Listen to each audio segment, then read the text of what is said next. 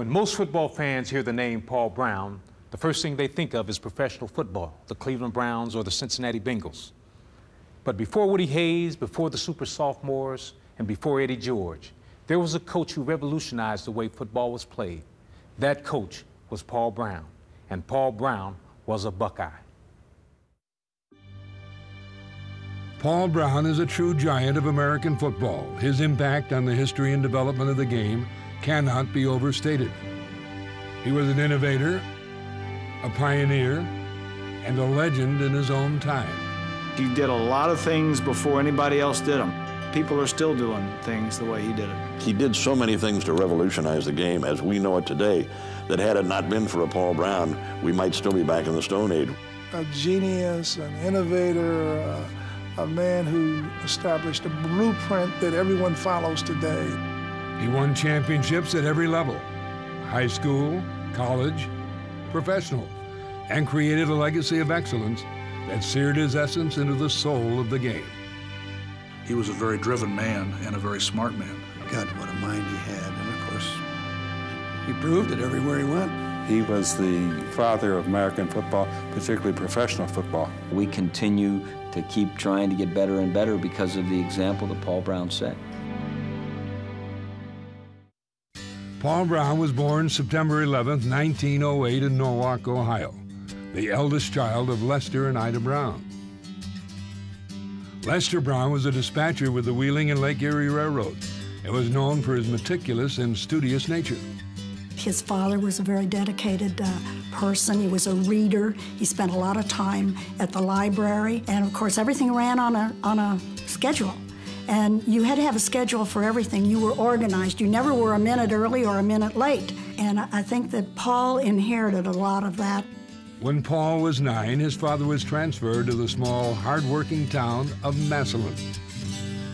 For a young boy who loved football, Massillon, Ohio was the perfect place for inspiration. One of his real childhood heroes was a man about 10 years older than him that was a star quarterback in Massillon by the name of Harry Struhl there.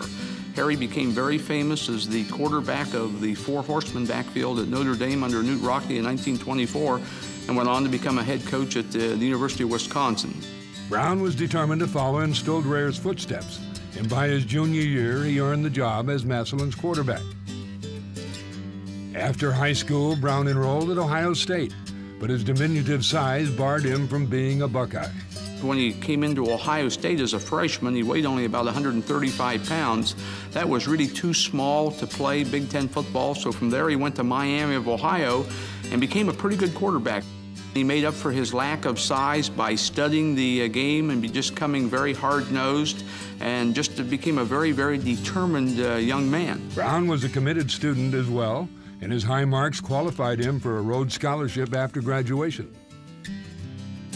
His father wanted him to become a lawyer, but with the nation in the throes of the Great Depression and now newly wed, Brown followed his heart and went straight to work coaching football. Brown's first job was at the Severn School in Maryland, and his 2-year record of 16-1-1 opened the door to his first big opportunity. Massillon High School, where he had grown up, offered him the opportunity to come back there as the head football coach of Massillon Washington High School. Brown accepted the job and returned home as the head coach of his beloved alma mater. It was 1932. He was just 23 years old.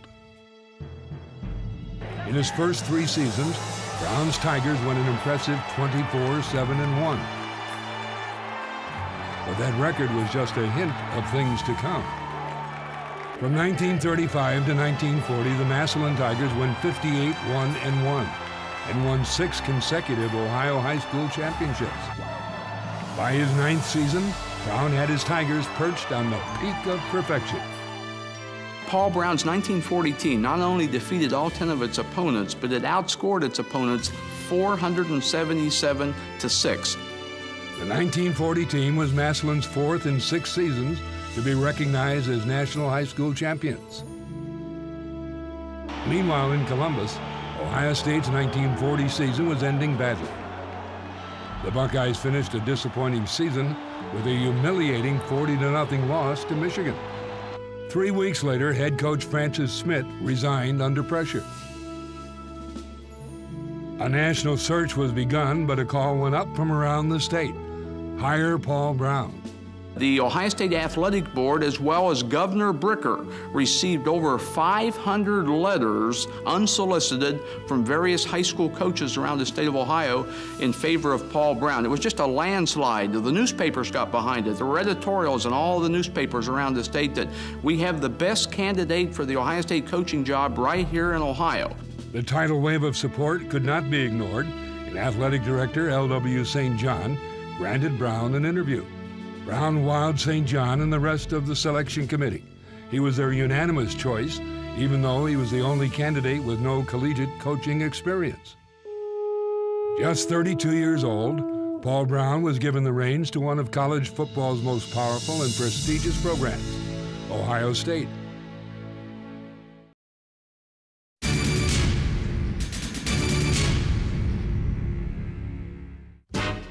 By 1940, Paul Brown was widely hailed as the greatest high school coach in the history of American football.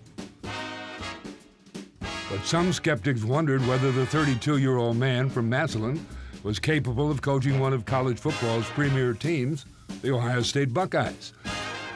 Brown's predecessor, Francis Smith, won 2 Big Ten titles in 7 seasons, but his freewheeling style was seen by some as a liability. Practices sometimes under Schmidt would last 3.5 hours. They were somewhat disorganized. The assistant coaches didn't play a big part in some of the practices. It really were a lot of the players standing around. So I think towards the end of Schmidt's career, this had maybe worn a little bit of thin. There's maybe a little bit of lack of organization.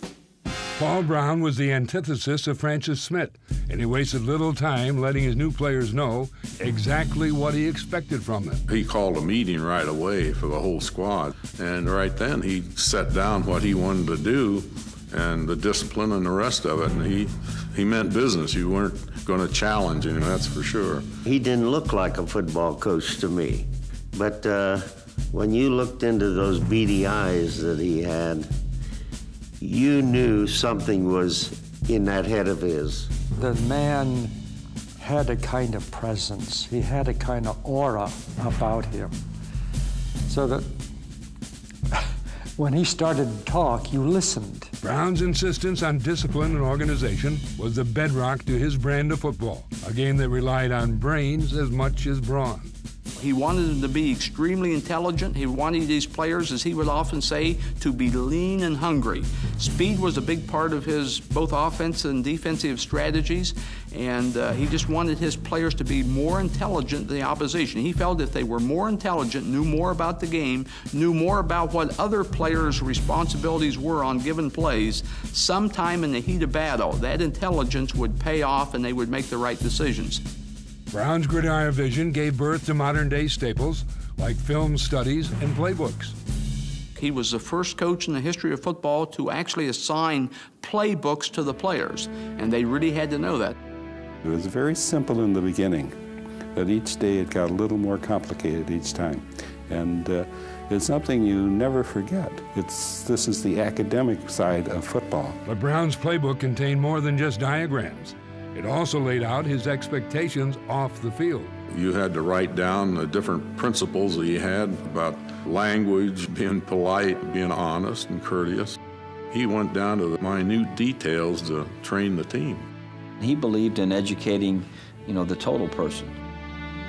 Yeah, he was going to make them excel in football and make them take notes and make them study film and make them do all those things, but he expected that from them off the field as well. And do you know, of all of our 43 people, every one of them graduated except one. Brown's organizational genius extended to the practice field.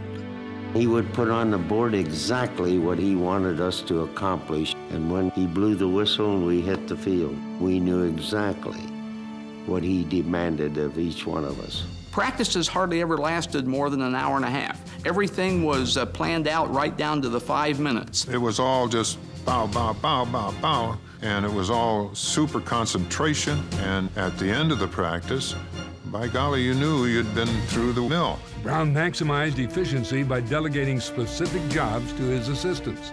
He was one of the first coaches to have a coaching staff where each of the individual assistant coaches had primary responsibilities for certain positions and certain things during practices and certain assigned responsibilities during the games. But while every coach had a role, the ultimate authority belonged to one man. The discipline was done by Paul Brown. He didn't delegate somebody else to take care of that job. It was his job, and you respected his judgment. His leadership was unquestionable. No one ever did anything other than what Paul Brown had wanted and did Paul Brown's way. He was known as a dictator. He was known as a disciplinarian, a man that wanted everybody to abide by rules, and everybody here was scared to death of Paul Brown. No one questioned his methods or his results. His first Ohio State team went 6-1-1, including a season-opening win over Missouri, a 33-0 upset of highly favored Southern Cal, and a 20-20 tie against Michigan, who the previous year had manhandled the Buckeyes 40-0. But the success of 1941 was only a prelude to 1942, the year Paul Brown brought Ohio State its first national championship.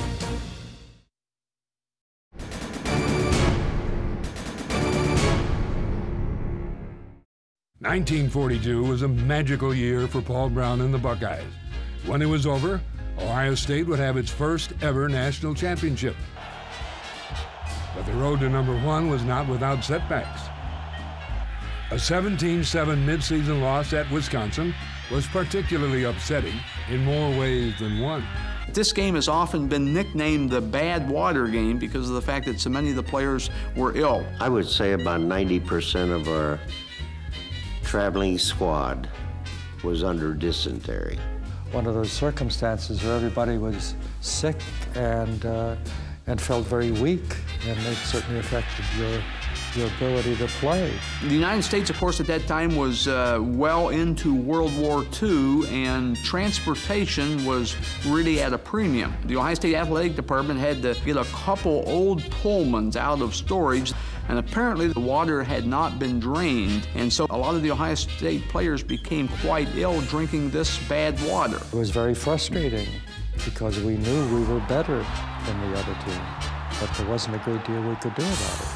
Perhaps even more upsetting was the fact that Wisconsin was coached by Harry Stoldrayer, Paul Brown's childhood hero. He wanted to win that game so bad, but due to the circumstances, it wasn't meant to be. But Brown and the Buckeyes bounced back and finished the season on a roll. Pittsburgh and Illinois were blown out. Michigan fell 21-7. The Buckeyes were crowned Big Ten champion, but one last challenge remained. Well, after that 21-7 great win over Michigan, the Ohio State schedule was a little bit unusual in 1942 in that this is the only season since 1935 that Ohio State did not finish the regular season with Michigan. The game was against the Iowa Seahawks, a service team made up of both college and professional all-stars. But here you had Bernie Bierman, who was one of the great coaches of his time. You had professional football players, one All-American after another, and I thought we would probably get beaten in that game. But we went out and killed them. We just run up and down the field. Ohio State played tremendously well that day. They won the game 41-12. There was certainly no letdown after the great win over Michigan, and they probably played their best game of the season in defeating this Iowa pre-flight team. That was the game that made us national champion. That was the game. The resounding victory, combined with losses by #1 Boston College and #2 Georgia Tech, vaulted the Buckeyes to #1 in the polls. It appeared that Brown was building a football dynasty that would last for years to come. But history held other plans. By 1942, World War II was raging, and young men throughout the country were being drafted into the service.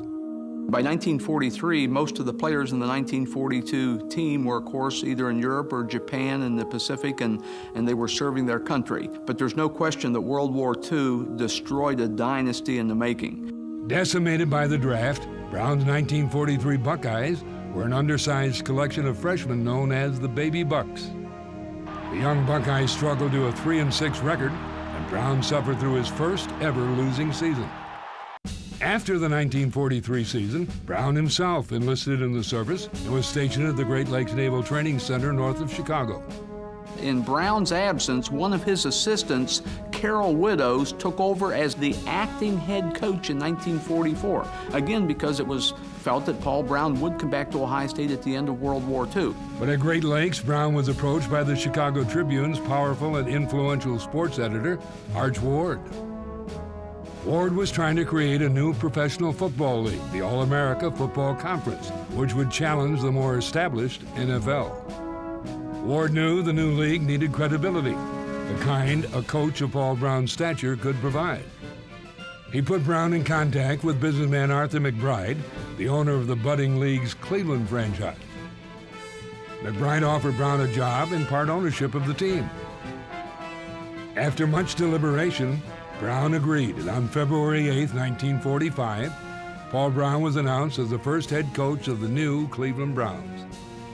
There's no question that Ohio State could not match the salary that McBride was able to offer Paul Brown to enter professional football. But Paul Brown was not an individual that was really driven by money. In fact, when he took the head coaching position in 1941, he didn't even know what his starting salary was. He has said many times he didn't know what his salary was because it didn't make any difference. The announcement came as a shock to many, but to others, the transition to the professional ranks was inevitable. He was so creative, so imaginative, and had so many plans of things that he wanted to do that he eventually would have gone into pro football, but I think he would have stayed here for a number of years before he made the move. This is a business now. This is not a collegiate sport, and I think with all the resources available to him, he saw an opportunity here, and if there was ever somebody that took advantage and made the most of an opportunity, I think it would certainly have to be Paul Brown. Brown, of course, went on to an illustrious professional career as coach, general manager, and owner. In 1967, his name was immortalized when he was inducted into the Professional Football Hall of Fame. His 1968 founding of the Cincinnati Bengals only solidified his legendary status. But even in the pros, his Ohio State ties ran deep. His Cleveland Brown teams were filled with former Buckeye stars, such as Dante Lavelli, Bill Willis, Lynn Houston, and Tommy James. Paul Brown passed away in 1991, but his impact continues to be felt today on football, in Ohio, and in the lives of the people he touched. He had a real impact on a lot of people. He probably was, besides my father and mother, was the most influential person in my life. I always did something innovative in my practice, and I think I owe that all to Paul Brown. And while his achievements in professional football caused some fans to forget his brief stay in Columbus, history and the memories of those who lived it will forever bathe the name Paul Brown in scarlet and gray. Paul is so much a part of the Ohio State legend, you bet he is. Paul Brown and Woody Hayes, those are the two names that will always be associated with Ohio State football. He kind of set the stage for all of us to keep growing, and who knows, how far it's going to go.